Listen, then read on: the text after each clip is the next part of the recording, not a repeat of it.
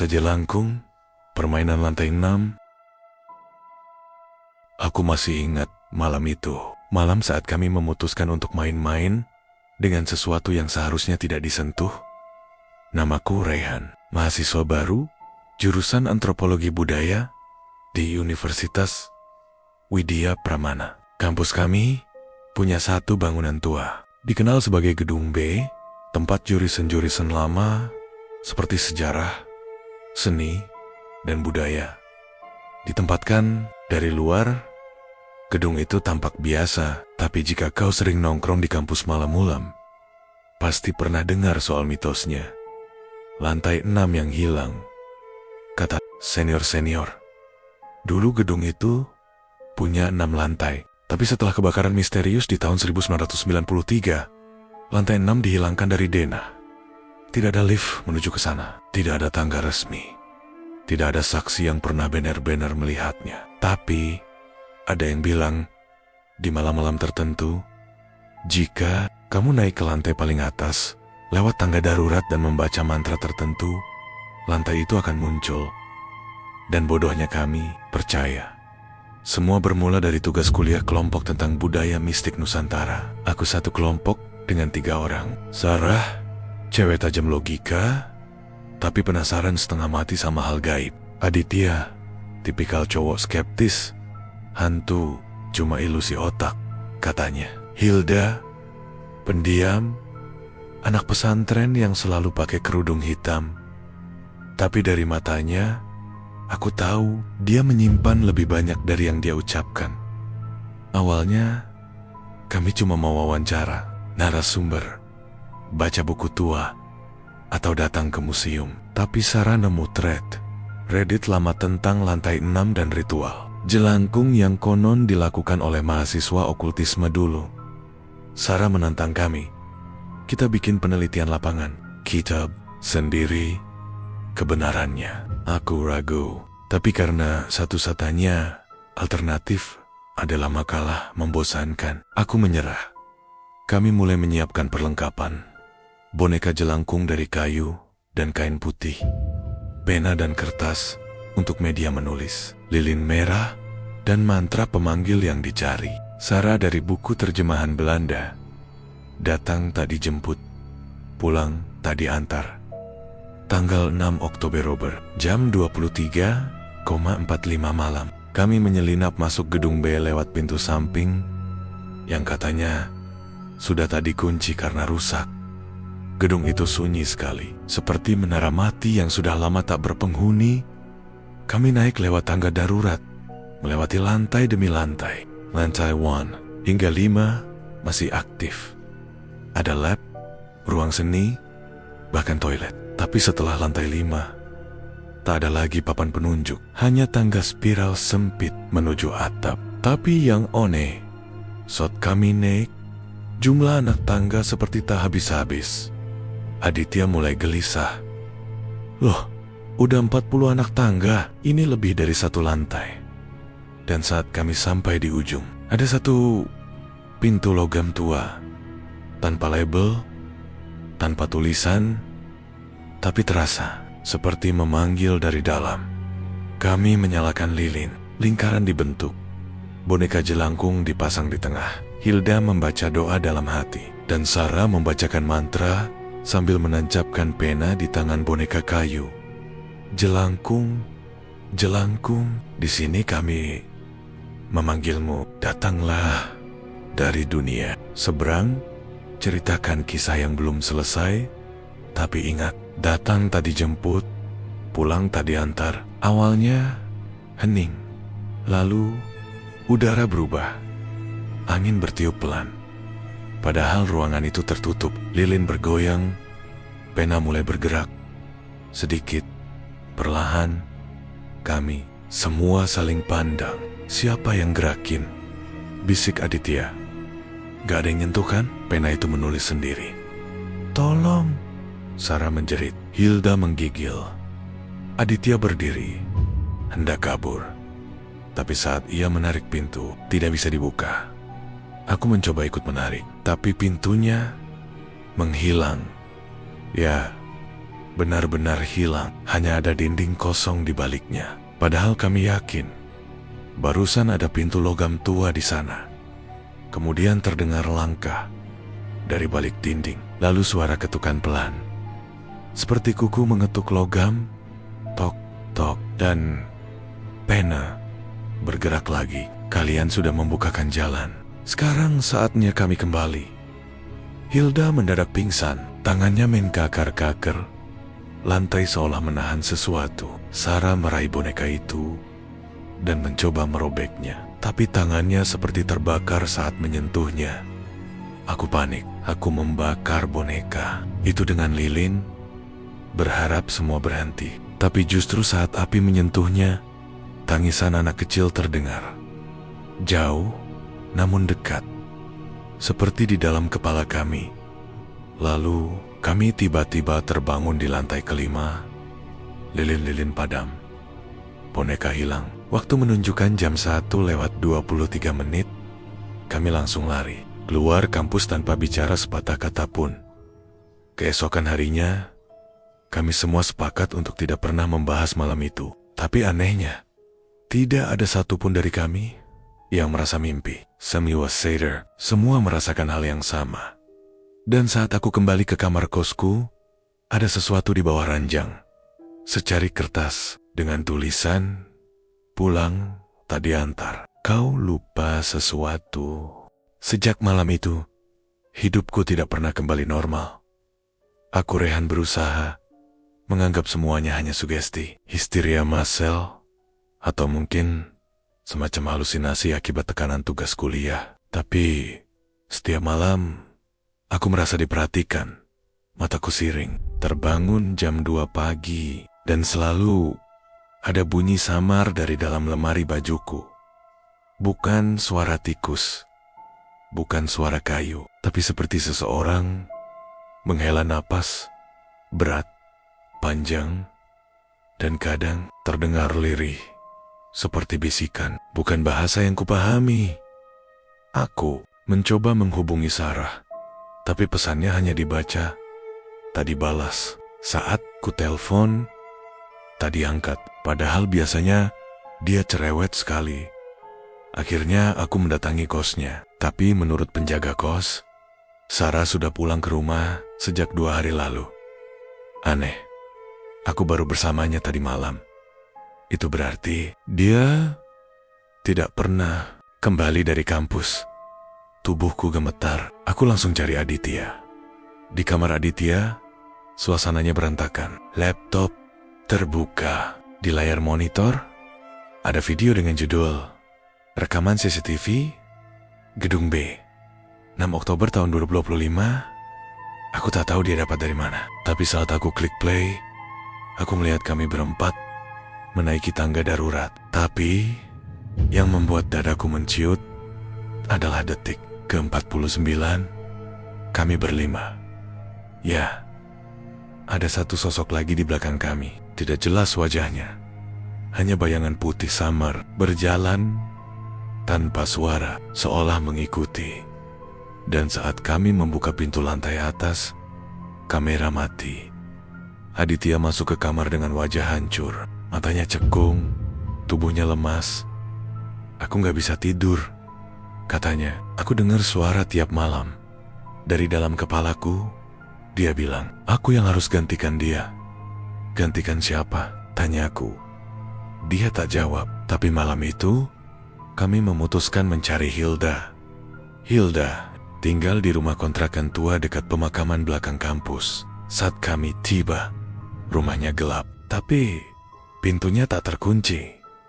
Aku masuk ya, kataku. Aditya hanya diam saat aku buka pintu kamar Hilda. Aku kaku. Di dalamnya, seluruh dinding dipenuhi simbol-simbol aneh. Ada tulisan dalam huruf aksara Jawa kuno. Ada gambar boneka tergantung, dan yang paling menyeramkan, di tengah ruangan tergantung boneka jelangkung, tapi matanya bergerak. Hilda, seruku. Tapi tak ada jawaban. Lalu dari dalam lemari terdengar suara seperti ketukan jari. Tok, tok, tok. Aku mendekat. Tanganku gemetar saat memutar gagang lemari. Aditya berdiri di belakangku, menahan napas saat lemari terbuka kosong. Tapi di bagian belakang lemari, ada cermin kecil tua. Dan dalam pantulan cermin itu, aku melihat seseorang berdiri di belakangku. Aku menoleh cepat, tidak ada siapa-siapa. Tapi cermin itu menampilkan bayangan kami bertiga. Padahal hanya aku dan Aditya di sana. Hilda baru muncul 2 jam kemudian. Wajahnya sangat pucat. Dia tak kaget melihat kami. Aku tahu kalian bakal datang, katanya lirih, karena kalian juga sudah ditandai. Apa maksudmu? Lantai 6, bukan hanya ruangan. Itu batas antara dunia ini dan yang tak terlihat. Kita harus ke sana lagi, kata Hilda pelan, sebelum dia mengambil kita satu persatu. Sebelum kami sempat bertanya lebih lanjut, Hilda memberikanku sebuah amplop berisi foto-foto lama. Dalam foto itu, tampak mahasiswa zaman dulu sedang duduk mengelilingi boneka jelangkung. Di tempat yang sama seperti kami lakukan, wajah mereka kabur. Tapi di sudut foto, ada tulisan tangan, kelompok ritual ke-1993, 3, tak pernah kembali. Aditya menatapku dengan wajah ngeri. Ini bukan tugas kuliah lagi, ini kutukan. Dan malam itu, aku kembali ke kamar, membawa ketakutan yang lebih dalam. Karena kali ini, suara dari dalam lemariku berubah. Ia tidak hanya menghela napas. I am Memgo. Namaku Ray Han. Ray Han. Jangan tinggalkan kami. Malam itu, aku tak bisa tidur, bahkan dengan semua lampu menyala. Tubuhku menggigil seperti sedang berada dalam ruang beku. Ada perasaan aneh, seolah udara di kamarku bukan lagi udara biasa. Dan tepat jam 2:11 dini hari, tulisannya muncul di dinding kamarku yang semula kosong. Perlahan timbul garis hitam, seolah seseorang sedang menulis dari sisi lain. Garis-garis itu melengkung, membentuk huruf demi huruf, dengan suara gesekan seperti kuku mencakar kayu. Kembalikan yang kami cari. Tanganku langsung gemetar. Aku mengambil air, menyiram dinding itu. Tapi tulisannya tak hilang. Justru semakin gelap, makin menebal, dan bau anyir darah mulai memenuhi kamarku. Bukan hanya dari tulisan itu, tapi dari bawah ranjang. Aku memberanikan diri mengintip. Ada boneka jelangkung yang sudah hangus terbakar, tapi kini seperti hidup.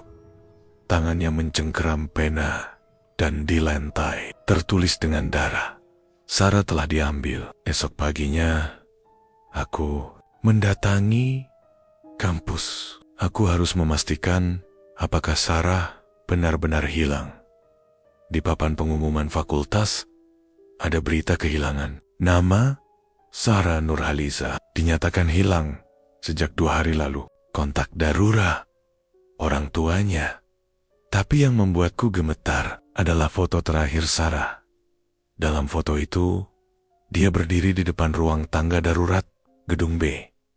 Dan di belakangnya terlihat sosok hitam, tinggi, samar. Matanya 2 lubang hitam, panjang, seolah memeluk Sarah dari belakang. Aku langsung menemui Hilda dan Aditya. Kami duduk diam di bangku taman kampus, saling bertukar pandang. Sarah sudah diambil, kata Hilda dengan suara datar. Kita tinggal bertiga. Kenapa? Kita, tanyaku. Kenapa nggak orang lain? Karena kita melakukan pemanggilan, tapi tidak pernah memulangkan. Hilda menunjukkan buku tua bersampul kulit. Ini kitab yang ditulis mahasiswa angkatan ke-1993. Isinya ritual pemanggilan dan penutupnya. Kita hanya baca setengah. Kita undang mereka, tapi tidak kirim mereka kembali. Aditya menunduk.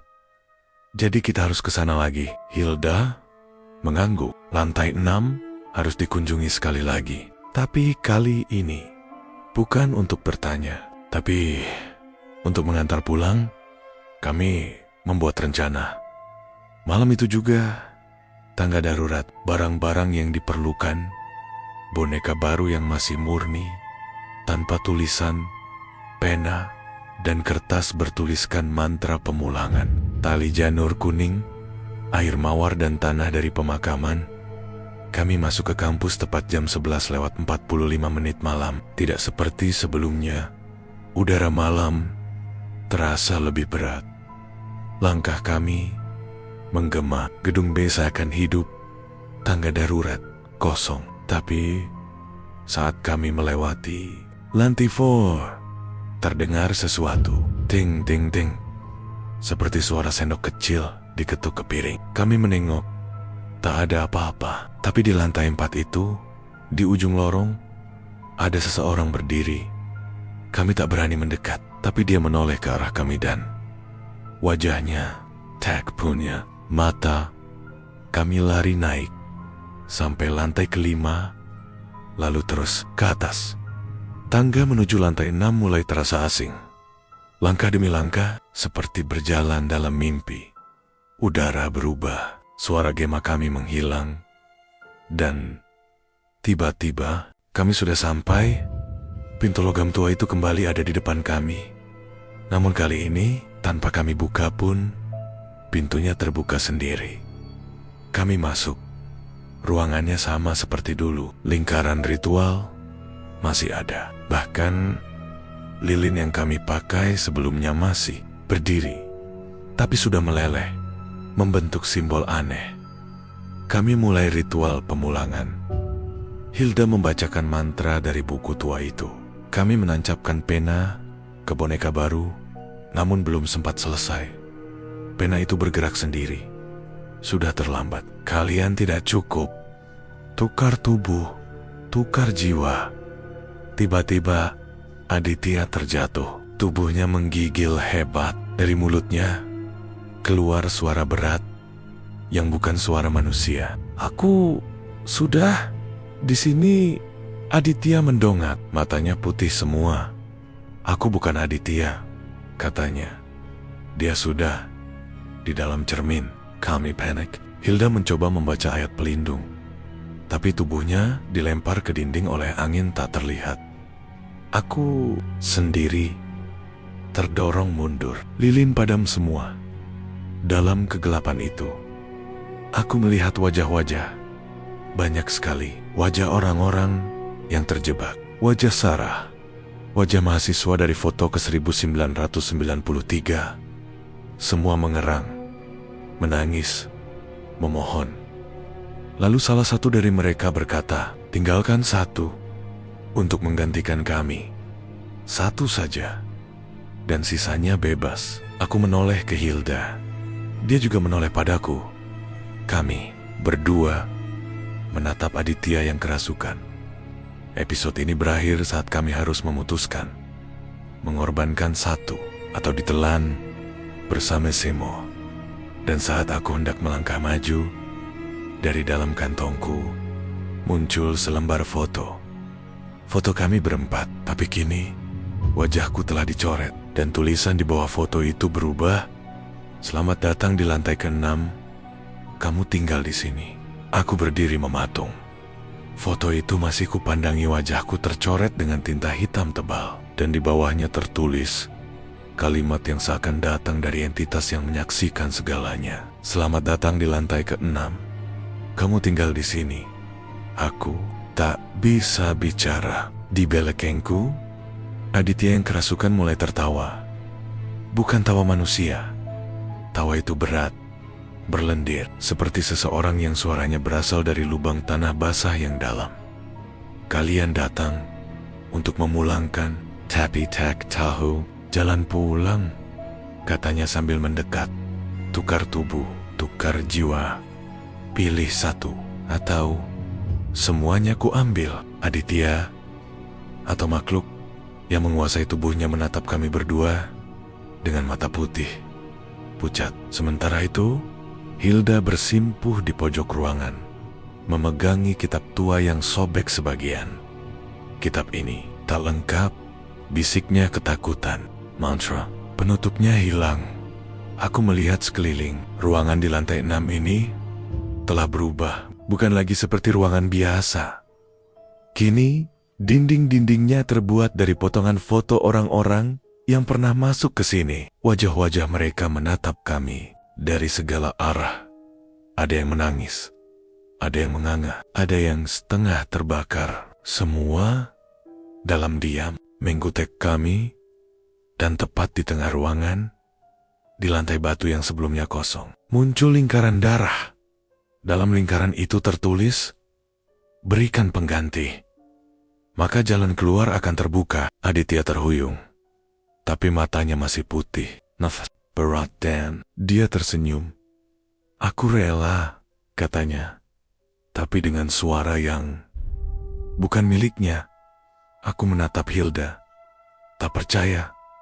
"Rela apa?" tanyaku. "Tinggalkan aku," ujarnya datar. "Kalian berdua keluar. Aku tetap di sini. Biar aku yang jadi pengganti." Aku ingin menolak, tapi entah kenapa tubuhku tak bisa bergerak. Ada sesuatu yang menahan kakiku, seolah ruangan itu menunggu keputusan. Hilda memandangku lekat-lekat. "Kalau kita bertiga tetap di sini, kita semua mati. Tapi kalau kita korbankan Aditya, kita bisa hidup. Masuk akal?" Hilda diam, lalu perlahan dia membuka tasnya, menarik keluar botol kecil berisi darah ayam hitam, salah satu komponen dalam ritual pemulangan arwah. Aku tahu cara membuka pintunya, tapi harus ada yang berdiri di tengah lingkaran. Mataku membulat, dan itu harus yang sudah disentuh arwah, kata Hilda pelan, menatap Aditya. Suasana hening, bahkan udara di ruangan seperti berhenti bergerak. Aditya yang masih dalam pengaruh tersenyum tenang. Dia melangkah ke tengah lingkaran darah dan duduk bersila. Aku sudah melihat apa yang ada di balik, dan mungkin memang seharusnya aku di sini. Hilda menaburkan darah ke sekeliling lingkaran, membacakan mantra yang didapat dari lembaran sisa kitab. Lilin menyala tiba-tiba. Cermin-cermin di sudut ruangan retak sendiri, dan suara jeritan mulai terdengar, jeritan ratusan arwah. "Kami tidak mau pulang. Kami ditelantarkan. Kami adalah kesalahan." Mantra terus dibacakan. Lilin-lilin bergoyang. Peak di dinding bergerak seperti air. Aku memegangi tangan Hilda agar dia tetap kuat berdiri. Tapi saat mantranya mencapai kalimat terakhir, sesuatu menerkam kami. Aku tak tahu apa yang terjadi setelahnya. Saat membuka mata, aku sudah berada di depan gedung B, sendirian. Lenggit mendang. Jam menunjukkan jam 4:13 pagi. Udara dingin menyesakkan dada. Tidak ada tanda-tanda Hilda. Tidak ada Aditya. Aku berlari ke dalam, tapi gedung B tertutup rapat. Semua pintu terkunci. Satpam berkata, tidak ada mahasiswa yang masuk semalam. Tidak ada laporan kegiatan malam. Bahkan, lantai 6 kembali tak terlihat, seolah tidak pernah ada. Aku pulang ke kos dalam keadaan bingung dan kalut. Tapi setibanya di kamar, di atas meja belajar, aku menemukan benda yang membuat darahku membeku. Boneka, jelangkung, baru, bersih. Tapi di tangannya ada tulisan. Tulisan tangan Aditya. Aku bertahan, tapi kau harus kembali. Mereka belum semua pergi. Beberapa hari kemudian, aku kembali ke kampus. Hilda masih belum bisa ditemukan. Orang tuanya mulai menyebar selebaran. Polisi mulai mencari, tapi tak satu pun menemukan jejak. Sementara aku, setiap malam, tulisanku berubah. Tanganku sendiri menulis dalam tidur. Mantra-mantra, simbol-simbol aneh, bahkan nama-nama orang yang belum pernah kutemui. Dan malam ketiga, ada tulisan besar di dinding. Pintu telah terbuka. Satu lagi, harus kembali. Angin malam menyapu wajah Niko yang penuh luka. Tubuhnya terhuyung di antara pepohonan hutan yang gelap gulita. Nafasnya terengah. Darah mengalir dari pelipisnya. Ia sendirian. Satu persatu, temannya hilang, terbawa oleh sesuatu yang tidak bisa dijelaskan. Ia mendengar suara tertawa kecil, suara anak kecil, entah dari arah mana. Lalu, seperti gema, suara itu berubah jadi jeritan. Jeritan Rena. "Rena!" Niko berteriak. Namun tak ada jawaban, hanya bisikan samar. "Main lagi yuk. Jangan berhenti." Niko terjatuh di depan sebuah pohon besar, pohon tempat mereka pertama kali memanggil jelangkung. Di sana, patung kecil itu berdiri tegak meski tak ada yang meletakkannya. Tengen memegang boneka jerami kecil yang mengenakan baju lusuh, wajahnya hitam terbakar. Tiba-tiba patung itu bergerak, lehernya berputar perlahan menatap Niko. "Siapa yang memanggilku? Harus ikut aku." Niko mundur merangkak, tapi akar-akar pohon mencuat dari tanah dan menggenggam pergelangan kakinya. Ia menjerit saat tubuhnya ditarik ke tanah basah. Lalu ia melihatnya. Bayu, Rena, dan Denny teman-temannya berdiri mematung. Wajah mereka pucat, mata kosong, mulut mereka bergerak. Serempak berkata, "Kita semua sudah memilih. Kamu juga harus ikut." Tiba-tiba dunia runtuh, tanah terbuka, dan kegelapan menelan. Niko berteriak sekuat tenaga saat tubuhnya melayang jatuh ke dalam jurang, tak berdasar jurang penuh. Suara tawa anak-anak dan nyanyian boneka jerami. Beberapa minggu kemudian, polisi menemukan mobil mereka di tepi hutan. Kosong. Di dalamnya hanya ada satu barang aneh. Papan kayu bertuliskan, "Datang tak diundang, pulang tak diantar." Dan di tengah jok belakang, boneka jelangkung duduk manis. Tangannya kini menggenggam foto terakhir mereka berlima. Dengan goresan darah membentuk kata, "Main lagi yuk." Dan cerita pun tamat.